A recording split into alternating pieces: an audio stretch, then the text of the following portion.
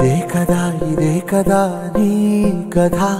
ముగింపులేనిదై సదా సాగదా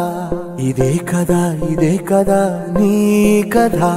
ముగింపులేనిదై సదా సాగదా నీ కంటి రెప్పలంచున మనస్సు నిండి పొంగిన ఓ నీటి బిందువే కదా నువ్వెతుకుతున్న సంపద ఒక్కొక్క జ్ఞాపకానికి 100 ఏళ్ల ఆయువుందిగా ఇంకెన్ని ముందు వేచనో అవన్నీ వెతుకుతూ పదా మనుష్యులందు నీ